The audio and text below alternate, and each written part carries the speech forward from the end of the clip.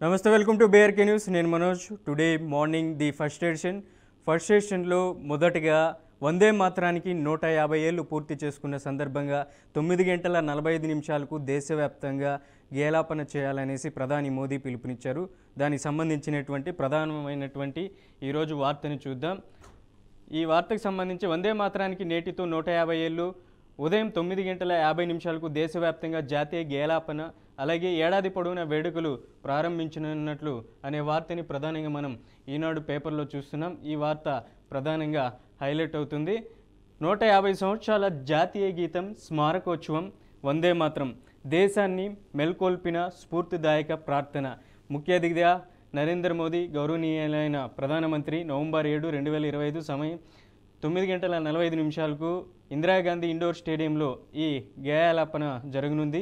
ఈ కార్యక్రమానికి ముఖ్య అతిథులుగా హాజరు కావడం జరుగుతుంది. దానికి సంబంధించినటువంటి వార్తను చూస్తున్నాం. ఈ వందే మాతరంకి సంబంధించి ఇవాళ ఫస్ట్ ఎడిషన్లో మనతో మాట్లాడడానికి అనలిస్టు అలాగే బండా రామ్మోహన్ రావు గారు ఉన్నారు.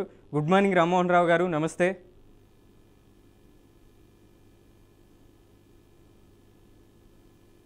గుడ్ మార్నింగ్ నమస్తే.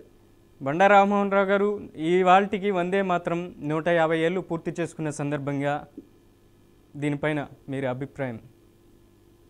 మనోజ్, మీకు అట్లాగే బీఆర్కే న్యూస్ ప్రేక్షకులకు నమస్కారం, శుభోదయం.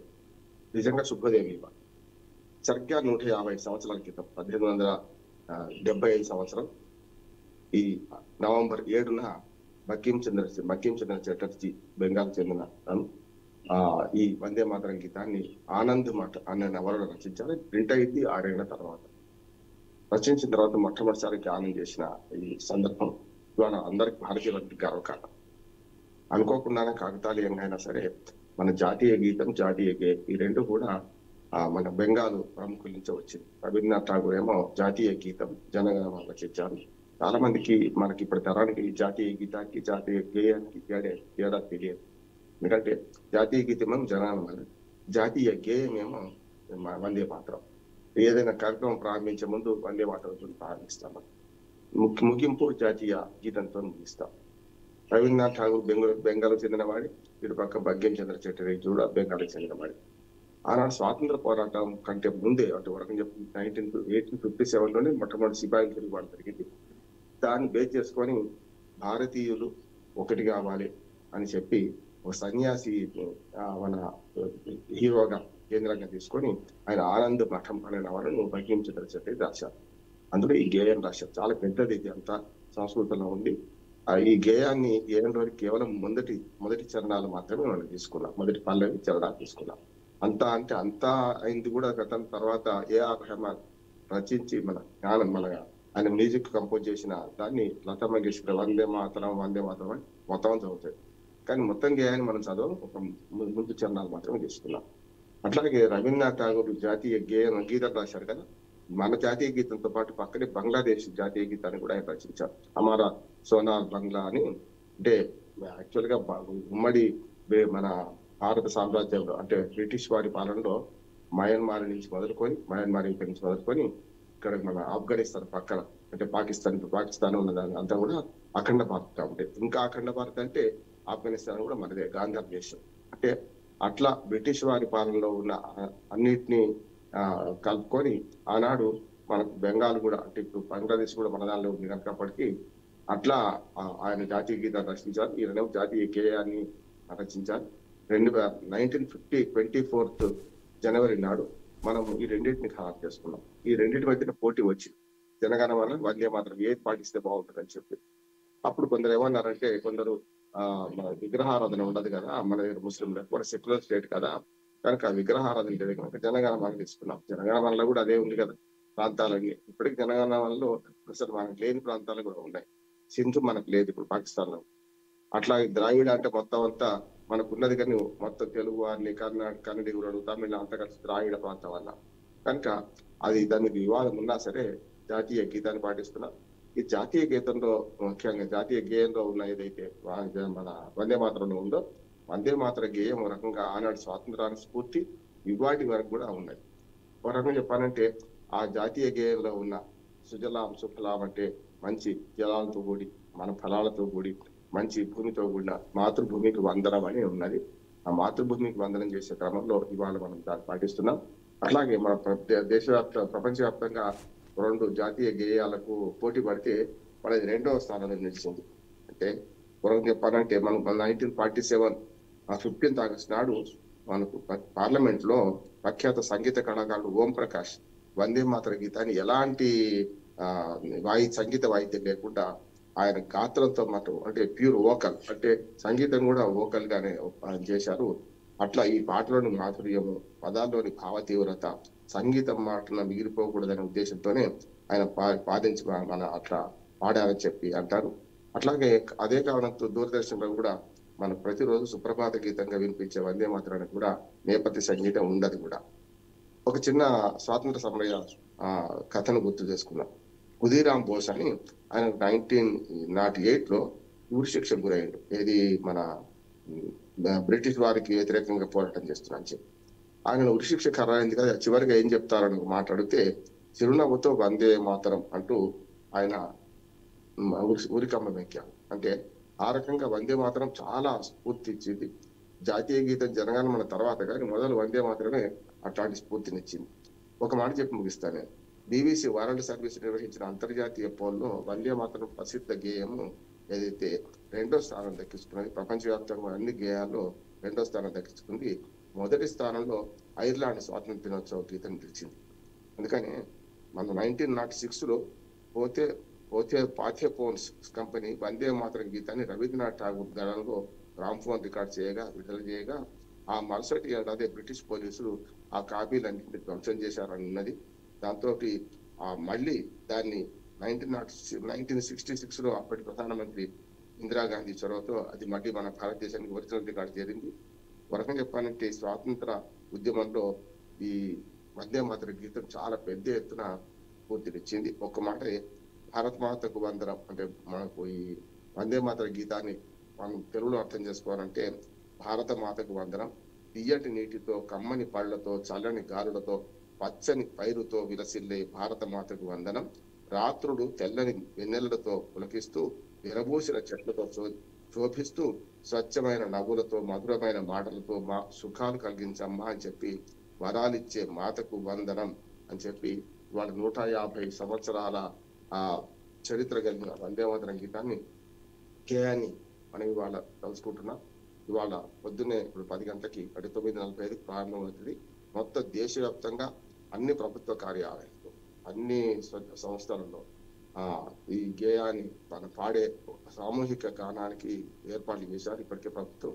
మన తెలంగాణలో అయితే మల్లికార్జునరావు గారు స్పెషల్ సెక్రటరీ సాంస్కృతిక శాఖ వారికి అప్పచెప్పారు ఈ బాధ్యతలు. దేశవ్యాప్తంగా 10 గంటలకు, ఉదయం 10 గంటలకు అందరం కూడా ఈ జాతీయ గేయాన్ని, వందే మాతర గేయాన్ని పాడాల్సిందిగా ప్రభుత్వం విజ్ఞప్తి చేసింది. ఢిల్లీలో కూడా ప్రధానమంత్రి ఆధ్వర్యంలో ఈ కార్యక్రమం జరుగుతుంది. ప్రధానమంత్రి అతిథిగా ఈ కార్యక్రమం జరుగుతుంది.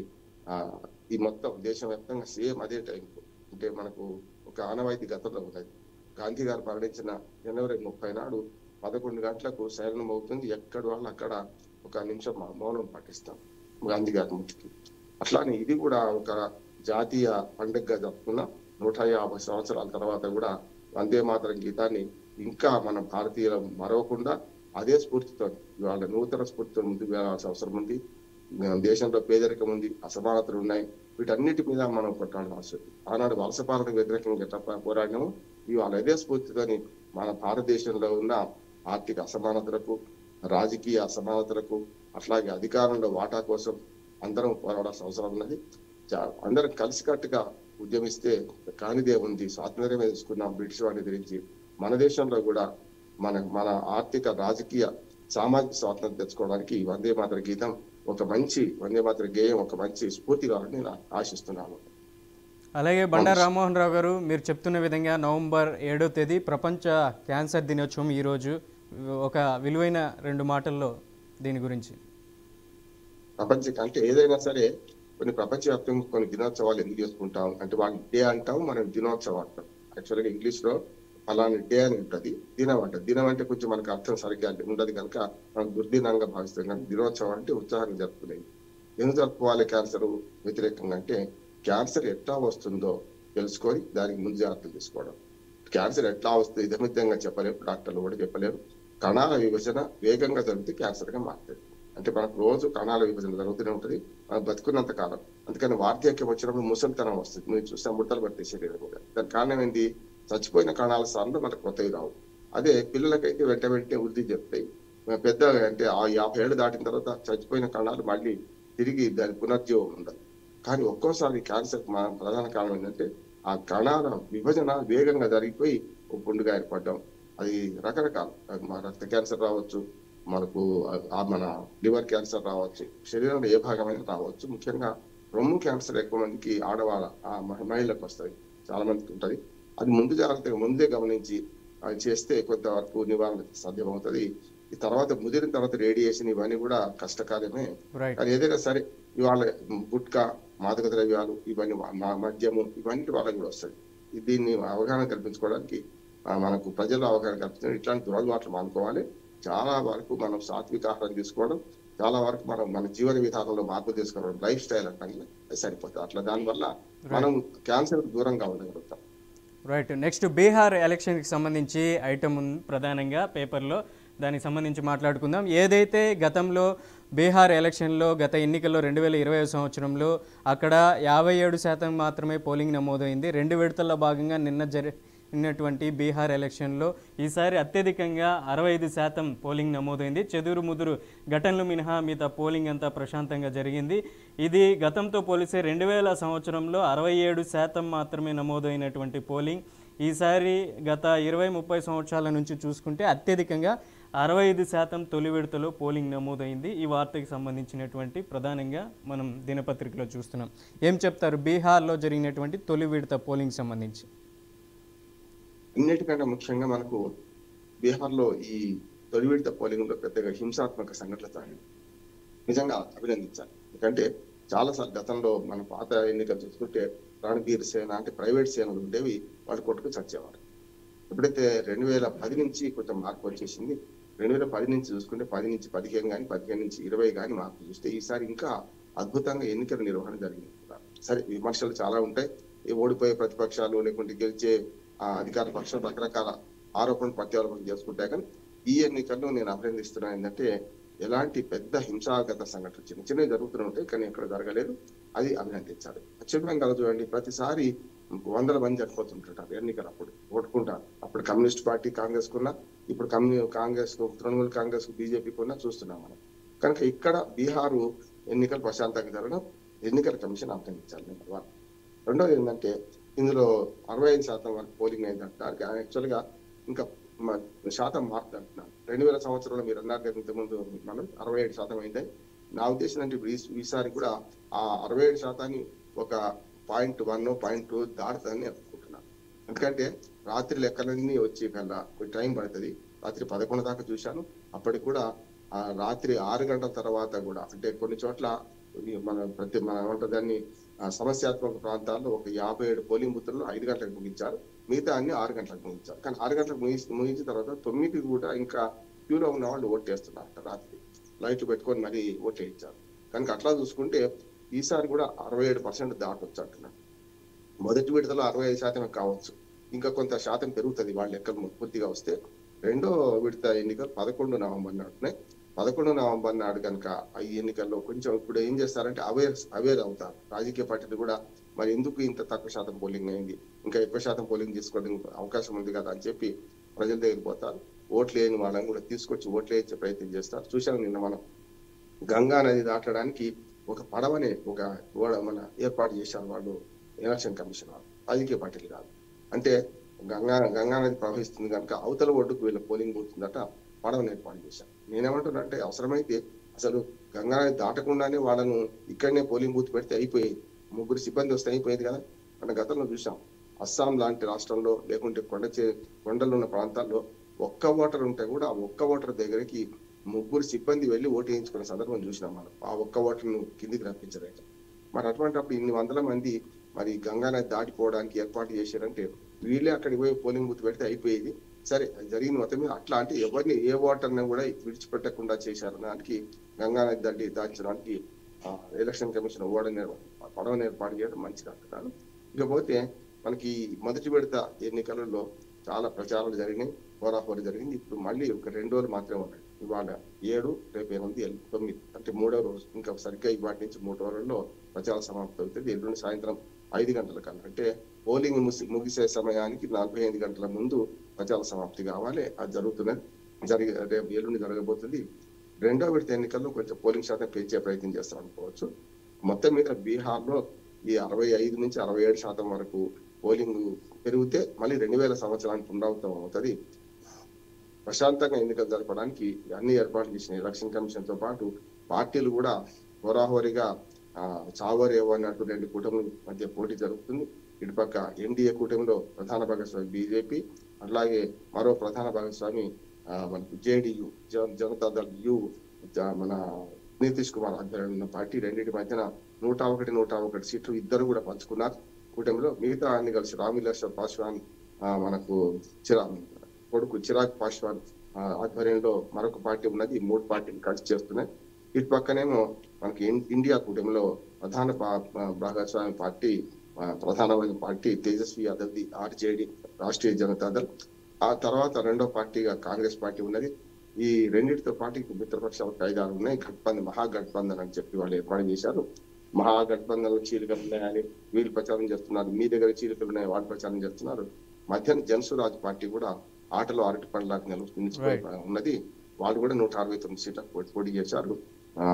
మన ప్రశాంత్ కిషోర్ ఎన్నికల వ్యూహకర్త, ఆయన ఈ రెండు కూటమి దూరంగా ఉన్నారు. ఏం చెప్తుందో చూద్దాం. రైట్. నెక్స్ట్ ఈనాడు పేపర్లో ప్రధానంగా చూస్తున్నాం జూబ్లీ హిల్స్ బై ఓటర్కి సంబంధించి ప్రతి ఓటర్ను కలవండి అంటూ సీఎం రేవంత్ రెడ్డి చెప్తున్నారు. ఇక కేవలం 2 రోజులు మాత్రమే ఉంది. మీరు చెప్తున్న విధంగా ఏదైతే 9వ తేదీ సాయంత్రానికల్లా మైకులు మోగబోనున్నాయి, ఇటు జూబ్లీ హిల్స్ ఉప ఎన్నికల్లో కూడా దానికి సంబంధించి రేవంత్ రెడ్డి చెప్తున్నారు. ఈ 2 రోజుల ప్రచారాన్ని వినియోగించుకోండి, మనమే గెలవాలంటూ సీఎం రేవంత్ రెడ్డి చెప్తున్నారు. మరోవైపు బీజేపీకి సంబంధించినటువంటి కిషన్ రెడ్డి అలాగే బండి సంజయ్ కూడా నిన్న బోరుబండ్లో పెద్ద ఎత్తున ప్రచారం చేశారు. ఎంఐఎం పార్టీని ఉద్దేశించి, కాంగ్రెస్ పార్టీని ఉద్దేశించి పెద్ద ఎత్తున ప్రచారం చేస్తూ అక్కడ తీవ్ర విమర్శలు కూడా చేశారు. ఏదైతే పక్కన ఉన్నటువంటి కాంగ్రెస్ నిర్వహిస్తున్నటువంటి బహిరంగ సభలో ఒకవైపు అక్కడ ఉన్నటువంటి ఉత్తమ్ కుమార్ రెడ్డి, సీఎం రేవంత్ రెడ్డి ముస్లింకి సంబంధించినటువంటి క్యాప్లు ధరించారు. అక్కడ ఉన్నటువంటి మీ పక్కన ఉన్నటువంటి అసలైన ముస్లిమ్స్ క్యాప్ ధరించలేదు. ఇది మైనార్టీకి సంబంధించినటువంటి అంశం, మీరు షో చేయడానికే ఇక్కడ ప్రచారం చేస్తున్నారంటూ కూడా బండి సంజయ్ ఎర్రగడ్డలో ఘాటు వ్యాఖ్యలు చేశారు. ఎలా చూడొచ్చు అంటారు? బండి సంజయ్ సభకు మొదలు అనుమతి ఇవ్వాలన్నారు, తీవ్రమైన పదజాలతో మాట్లాడుతున్నారని చెప్పి తర్వాత అనుమతి ఇచ్చారు. తప్పదు, ఎన్నికల ప్రచారాలు ఎవరైనా చేసుకోవచ్చు. ఎప్పుడు కూడా మనకు మోడల్ కోడ్ ఆఫ్ కండక్ట్ దాటకుండా చేస్తే ఎవరైనా అవుతారు. బండి సంజయ్ దానిలో కొంత వాస్తవం ఉంది, కొన్ని అవాస్తవాలు కూడా ఉన్నాయంట. ఎందుకంటే పార్టీల విమర్శలు సహజమే, కానీ ఆయన అనేది కరెక్ట్. ఎందుకంటే హిందువులు మాత్రమే మన టోపీలు ధరించుంటే వాళ్ళు ముస్లింలు, అసలైన ముస్లిం వాళ్ళ టోపీలు వాళ్ళు ధరించలేదు అని చెప్పి ఒకటి అన్నారు. అందుకని ఈ వేషాలని ఈ రాజకీయ పార్టీలు అన్ని వేస్తున్నాయి, ఇంక్లూడింగ్ బండి సంజయ్ కూడా. ఏంటంటే రోడ్డు మీద ప్రచారం చేసుకుంటే మీ విధానాలు చెప్పాలి. ఇప్పుడు కూడా మేనిఫెస్టో లేదు అన్ని పార్టీలకు కూడా, ఏ మేనిఫెస్టో లేదు వీళ్ళకి. ఏమంటే ఒకరి మీద ఒకరు ఆరోపణ చేసుకుంటారు. అందుకని ఎన్ని వేషాలు వేస్తారు. వాళ్ళు టోపీలు పెట్టుకున్నా, వీళ్ళు దోషాలు పోసినా, లేకపోతే ఇస్త్రీ చేసినా, అంటే రకరకాలు అన్ని పళ్ళు అమ్ముతారు, కూరగాయలు అమ్ముతారు. అసలు దాని దీని సంబంధం ఏంటి అంటే ఏదో ఒక స్టిల్ ఇవ్వాలి, ఏదో ఒక ఫోటో రేపు పొద్దున రావాలి అనే ఉద్దేశం. కనుక దీపక్ రెడ్డి దాంట్లో ప్రచారం చేసిన బండి సంజయ్ ఒక మాట అన్నారు, అది అవాస్తవం. అంటే జనరల్ గా అవాస్తవం అంటే బురకాల కోసం 40,000 బురకాలు పాకిస్తాన్ నుంచి తెప్పించారన్నారు. మన దగ్గర ముస్లిం లేదా? పాకిస్తాన్ సమానమైన జనాభా, ఆల్మోస్ట్ ఆల్ పాకిస్తాన్ లో ఎంత జనాభా ఉందో అంత కొంచెం అటు ఇటుగా మన దగ్గర కూడా ముస్లిం జనాభా ఉంది కదా. మీరు బురకాలు పాకిస్తాన్ నుంచి ఎంత తెప్పియాలి అంటే ఈ కొంచెం భావోద్వేగాన్ని తెచ్చగొట్టే చర్యలు. బురకాలు దొరికితే మన దగ్గర దొరుకుతాయి. ఇవాళ హైదరాబాద్ మీరు ఓల్డ్ సిటీకి పోండి, ఎన్ని వందల బురకాలు, ఎన్ని వేల బురకాలు కావాలంటే అప్పటికప్పుడు సప్లై చేస్తారు. అందుకనే సమస్య కాదు. అయితే ఒక ఆయన మాట ఇంకో నిజం ఏంటంటే, ఒక వాస్తవం నిజంగా ఎలక్షన్ కమిషన్ గమనించాలి. బురకాల మాటన దొంగ ఓటు వేయడానికి కొందరిని మగవాళ్ళను కూడా వినియోగిస్తున్నారన్న మాట వచ్చింది. అది వాస్తవము. కనుక దొంగ ఓట్లు వేయకుండా ఉండాలంటే ఖచ్చితంగా ఫేస్ రికగ్నిషన్, అంటే మన ముఖాన్ని బయట పెట్టాలి. ఎవరైనా సరే, మహిళ కావచ్చు, మహిళా గౌరవాన్ని మనం కాపాడుతాం తప్పనిసరి, అందులో ఏం లేదు. కానీ ఓటు వేయడానికి వచ్చినప్పుడు మిగతా అన్ని మతాలకు ఎట్లాంటి పాటిస్తున్నారు. రామ్మోహన్ రావు అవునా కాదా అంటుంది, నేను ముఖానికి బురక వేసుకుని పోతే లాభం లేదు కదా, నా బురక ఉంటే తీసేయాల్సిందే అంటుందండి. తీసేసి బురకా అంటే మొత్తం కాదు, ముఖం వారికి తీసేసి చూపించాలి, ఫేస్ రికగ్నిషన్ చేపియాలి, అప్పుడు మాత్రమే వాళ్ళని తీర్చాలి. లేకపోతే ఇట్లాంటి అక్రమాలు అంతటా జరుగుతున్నాయి, మన దేశంలో జరుగుతున్నాయి, మన రాష్ట్రంలో జరుగుతున్నాయి. రేపు జూబ్లీ హిల్స్ ఎన్నికల్లో కూడా 1,20,000 మంది ముస్లింలు ఉన్నారు. అందులో దాదాపు సగం మందికి అటు ఇటుగా మహిళలు ఉంటారు. మహిళా గౌరవాన్ని కించపరచకుండా వారి ముఖాన్ని మాత్రం చూపించాల్సిన అవసరం ఉన్నది. ఆ డిమాండ్ నేను పూర్తిగా సమర్థిస్తున్నాను. ఎందుకంటే దాని బురకా చాటున ఎవరైనా రావచ్చు కదా. మరి ఐడెంటిటీ కార్డు ఉద్దేశం ఏంది? దాన్ని చూపిస్తే ఐడెంటిటీ కార్డుకును వచ్చిన ఓటర్ వేయడానికి వచ్చిన మనిషికి తేడా ఉందా లేదు గమనించాల్సింది కదా. అది గమనించకుండా నేను నా ఇష్టం బురకా వేసుకొని పోతా, నేను నీకు చూపించానంటే లాభం లేదు. మహిళా అధికారులను పెడదాం అక్కడ, మహిళా అధికారిని పెట్టి పోలింగ్ బూత్లలో మహిళా అధికారిని పెట్టి వారికి చూపించవచ్చు, అందరికి చూపించాల్సిన అవసరం లేదు. అందుకనే ఇవన్నీ కూడా కీలకమైన ప్రశ్నలు.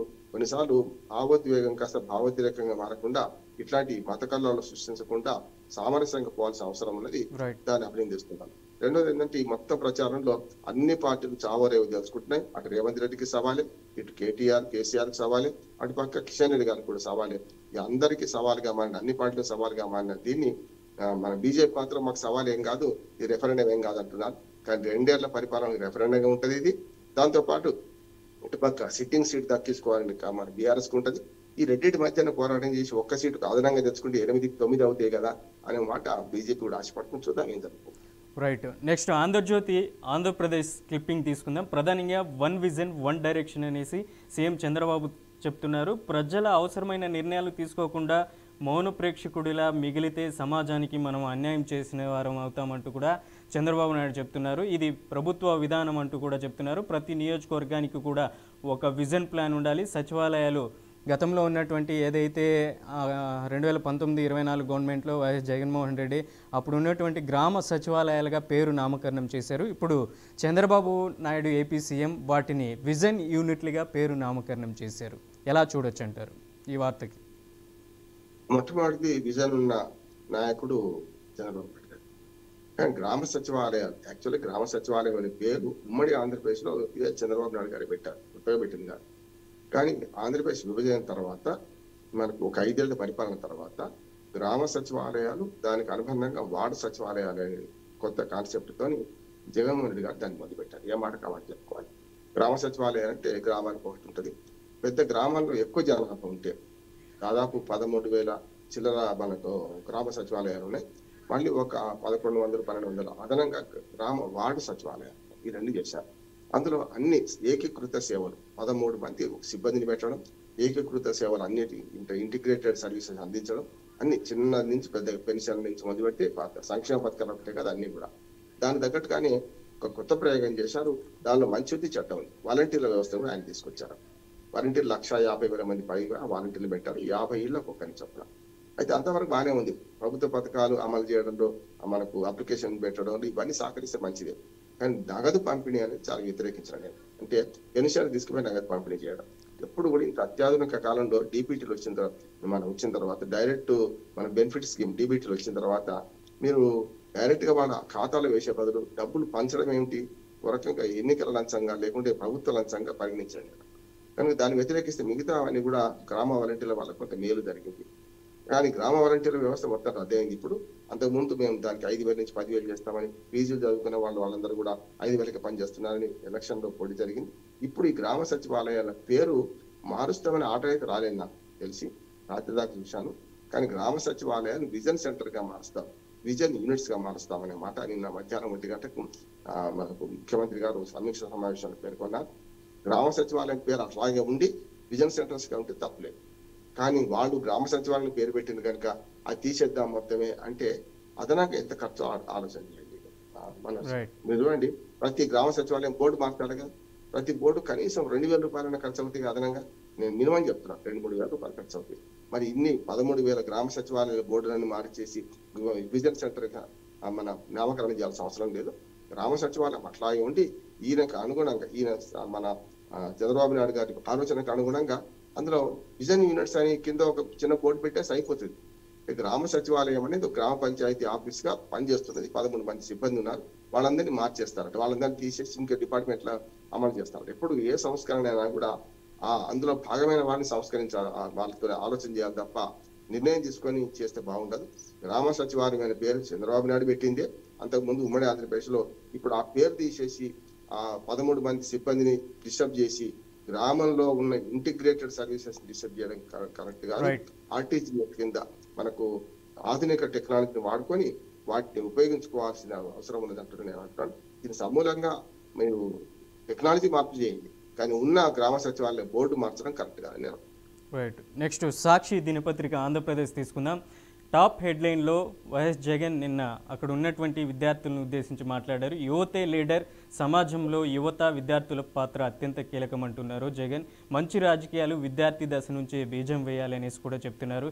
గత మన హయాంలో ఉన్నటువంటి 2019-24లో పెద్ద ఎత్తున విద్యార్థులను కూడా తీసుకొచ్చాం రాజకీయాలకి. అలాగే మనం ఎన్నో పథకాలను కూడా అమలు చేశాం. ఏదైతే 17 మెడికల్ కాలేజీలను కూడా తీసుకొచ్చాం ఆంధ్రప్రదేశ్కి. అలాగే అక్కడ ఉన్నటువంటి మెడికల్ కాలేజీల్లో కూడా చాలా వరకు కన్స్ట్రక్షన్ కూడా చేశాం, మిగతాటి పెండింగ్లో పడ్డాయి. ఇప్పుడు వచ్చినటువంటి ప్రభుత్వం నీరు గార్చేటువంటి ప్రయత్నం చేస్తుందంటూ కూడా విద్యార్థులను ఉద్దేశించి జగన్ మాట్లాడారు. ఈ వార్త గురించి ఏం చెప్తారు? జగన్మోహన్ రెడ్డి గారు ఒక మంచి మాట చెప్పారు.